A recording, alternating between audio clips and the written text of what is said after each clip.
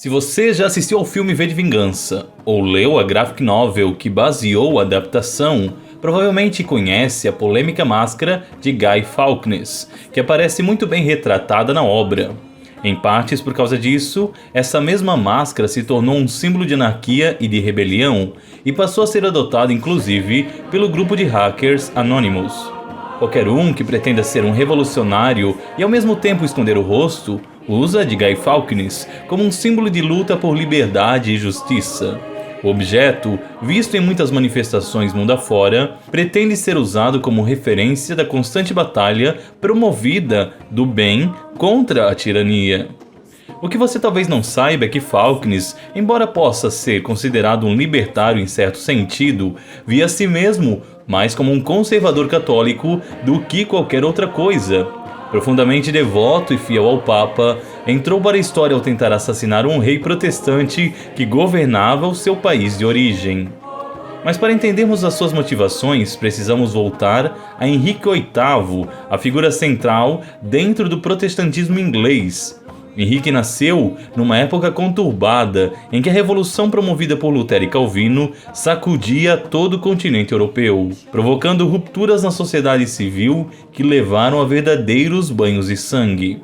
Massacres violentos ocorriam, ora perpetrados pelos defensores da nova crença, ora pelos antigos católicos. Episódios especialmente sangrentos se deram na Suíça, pelos calvinistas, e na França, onde aqueles aliados ao Papa fizeram o papel de algozes. Até então, Henrique VIII permanecia católico, mas isso logo mudaria quando ele quis se separar de sua esposa, Catarina de Aragão, que parecia incapaz de dar-lhe um herdeiro homem. O Papa se negou a anular o casamento do monarca, que respondeu ao pontífice fundando nada menos que a sua própria igreja, onde o divórcio era, claro, permitido. Pode parecer tosco para nós, mas a decisão de Henrique VIII em fundar uma igreja nacional causou problemas e conflitos que durariam séculos. A partir de então, todos os padres e religiosos seriam obrigados a considerar o soberano inglês como cabeça da igreja.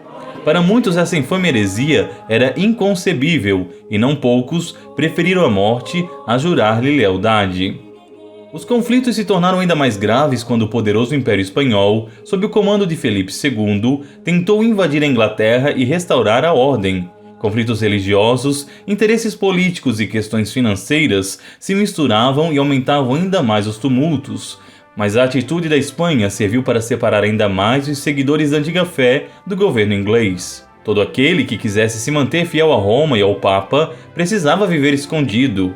E mesmo depois da morte de Henrique VIII, quando a rainha Elizabeth I assumiu o trono e expandiu consideravelmente o poder britânico em colônias no além-mar, a perseguição jamais arrefeceu.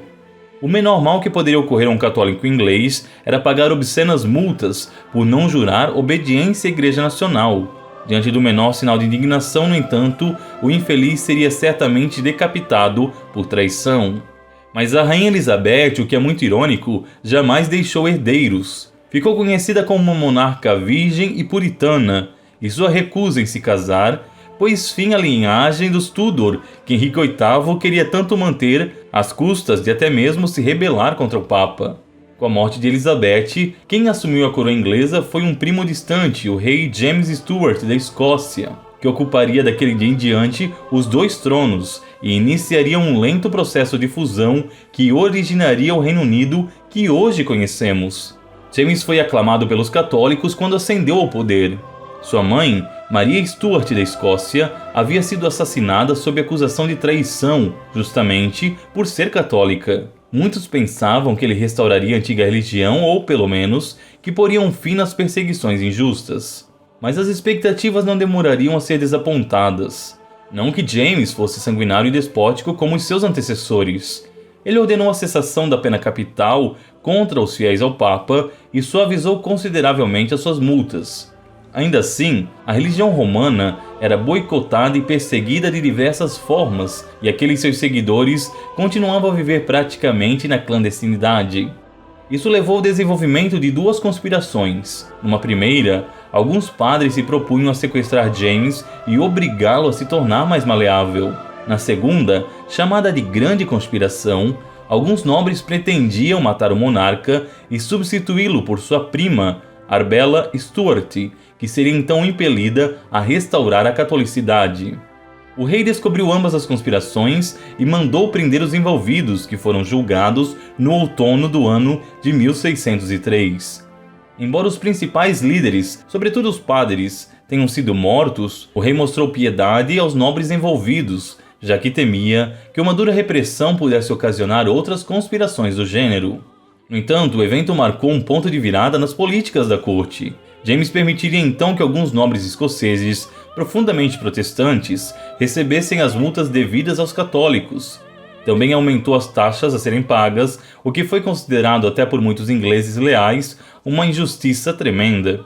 A situação se deteriorou ainda mais quando James descobriu que sua própria esposa havia recebido um rosário enviado pelo pontífice romano. Num discurso inflamado diante do parlamento, o monarca advertiu que estava disposto sim a cooperar pela união da cristandade, desde que essa se desse em torno da verdadeira fé, no caso, a sua. As medidas de repressão não demoraram a se seguir, com a prisão de muitos católicos e a expulsão de todos os padres ligados à antiga doutrina. Vendo que todas as medidas anteriores haviam fracassado e que qualquer atitude partindo dos nobres não ganharia corpo, restou aos defensores da doutrina católica tentar então o impensável.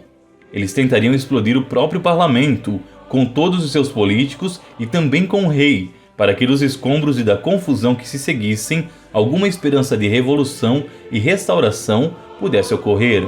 O próprio Papa, não é preciso dizer, era contrário a essa ideia e temia que uma rebelião aberta pudesse prejudicar ainda mais o diálogo com os protestantes ingleses. Tampouco a Espanha, que lentamente passava a perder o seu antigo poderio, queria se envolver ou patrocinar algo que pudesse conduzir a uma nova guerra contra os fortalecidos ingleses. Restou a Robert Catesby, um nobre de uma proeminente família católica, organizar simpatizantes para aquilo que ficaria conhecido como a Conspiração da Pólvora. Robert era carismático e não demoraria a conseguir o apoio necessário. Dentre seus comparsas, o que mais viria a se destacar seria o próprio Guy Fawkes. Guy era inglês por parte de pai e espanhol por seu lado materno. Embora nascido em uma família protestante, converteu-se à fé romana e se tornou um ferrenho apoiador das revoltas contra os protestantes na Holanda. Sua experiência no exército e sua capacidade de fornecer a pólvora necessária para destruir o parlamento faziam dele uma figura importante em toda a trama. A ideia era que a explosão ocorresse na abertura do parlamento, quando o rei falaria aos deputados eleitos. Guy ficaria encarregado de ocultar a pólvora e de acioná-la no momento certo. Catesby e outros dariam início a uma rebelião que empossaria a filha de James como uma rainha fantoche no lugar do próprio pai. Mas a conspiração vazou por mãos dos próprios parentes dos envolvidos, que temiam que o massacre tivesse um efeito contrário daquele esperado. O assassinato de tantas pessoas inocentes, incluindo daqueles católicos que no parlamento estivessem no dia, poderia iniciar um banho de sangue incontornável para a nação. De início, o próprio rei James duvidou da veracidade dos relatos. Era tudo muito surreal para ser verdade. Mas no dia 5 de novembro de 1605, exatamente na véspera da abertura do parlamento, seus soldados encontraram muitos e perigosos quilos de pólvora enterrados no subsolo. Encontraram também Guy Fawkes, que guarneceu o local e estava preparado para atear fogo. Guy foi preso e torturado violentamente, sem deixar escapar qualquer confissão que incriminasse os seus companheiros. Isso fez com que o próprio rei passasse a admirar a bravura do rapaz, que se tornou um símbolo de resistência e de defesa dos ideais. A ideia dos mártires sempre inspirou e fascinou os homens, e nesse caso não seria diferente. Mas aos poucos, investigações paralelas levaram a descobrir os outros envolvidos. Todos se mataram ou acabaram mortos nos dias que se seguiram. O padre Garnet, um jesuíta que foi confessor de Guy, foi especialmente achincalhado e sua imagem associada propositalmente ao evento, que passou a ser chamado também de traição jesuíta. Era o motivo que o rei queria, para ampliar ainda mais suas perseguições contra essa ordem religiosa. James ordenou que, desse dia em diante, fogueiras fossem acesas e sermões proferidos na véspera do evento, para relembrar a conspiração que quase destruiu a nação. Essa celebração passou a ter um profundo sentimento anticatólico que só foi atenuado ao longo dos séculos. Hoje, muitos revêem, compreendem e até mesmo idolatram os envolvidos nos acontecimentos de 5 de novembro. No entanto, ainda levariam muitos séculos até que os membros da antiga fé fossem reabilitados e reintegrados na sociedade inglesa. Mesmo hoje, qualquer membro da família real que se converta ao catolicismo é destituído dos seus direitos na linhagem sucessória ao trono, um pálido e questionável reflexo de uma época onde a coroa inglesa e a Igreja de Roma se conflitavam diretamente, às vezes com inocentes morrendo no meio desse processo.